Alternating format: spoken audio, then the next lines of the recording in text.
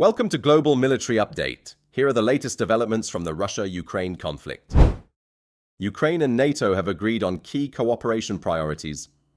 According to Ukrainska Pravda, Ukrainian Defense Minister Mikhailo Fedorov met with NATO's senior representative in Ukraine, Patrick, and Lieutenant General Curtis Buzzard.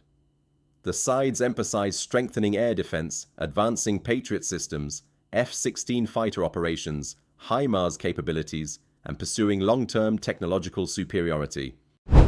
Tensions are rising ahead of the upcoming negotiations in the United Arab Emirates.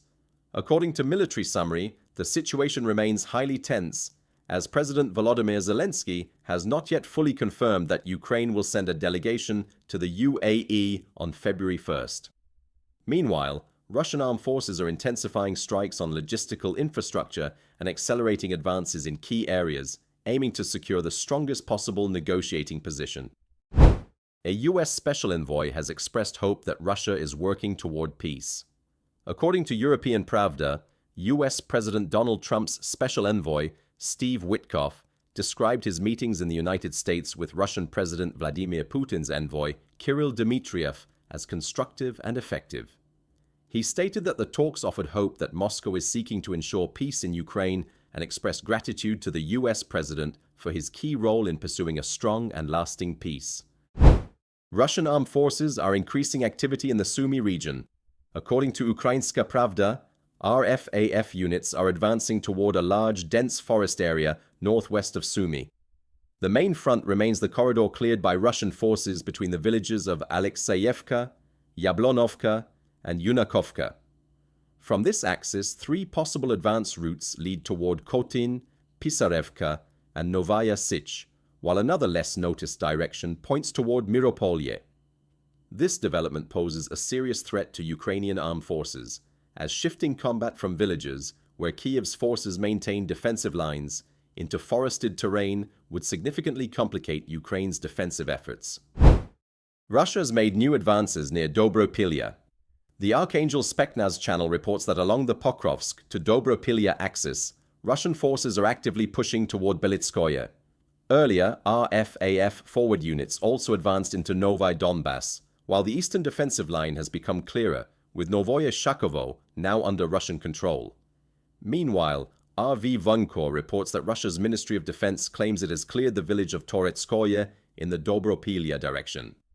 In addition, the 127th RFAF Division reportedly captured the settlement of Petrovka in the Zaporizhia region after intense fighting, resulting in the seizure of a Ukrainian defensive area of up to 5 square kilometers.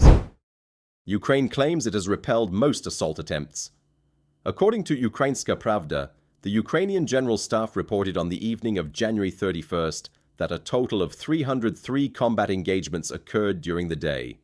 Russian forces carried out 68 attacks in the Pokrovsk direction, 42 near Huliaipol, and 38 toward Konstantinovka.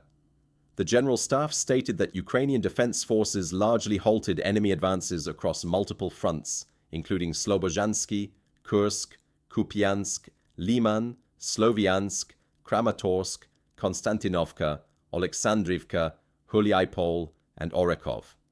Preliminary estimates indicate that on January 31st, Ukrainian forces neutralized 132 enemy personnel in the area, including 106 reported killed. Several other notable developments have emerged. According to the Rybar channel, Moscow's forces struck an airfield in Myrhorod using BM-35 drones. At least 2 Ukrainian Su-27 fighter jets and 1 F-16 were reportedly hit. The energy ceasefire agreement, which both sides have fully observed, has now entered its second day. In eastern Zaporizhia, RFAF units have taken control of the village of Sviatopetrivka, west of Zelene. Meanwhile, in western Zaporizhia, the 104th RFAF Airborne Division has asserted firm control over Lukyanivske by releasing UAV footage showing their positions. We will continue to bring you the latest updates on Global Military Update. Don't forget to like, share, and subscribe to Global Military Update for the latest news on the Russia-Ukraine conflict and military developments worldwide.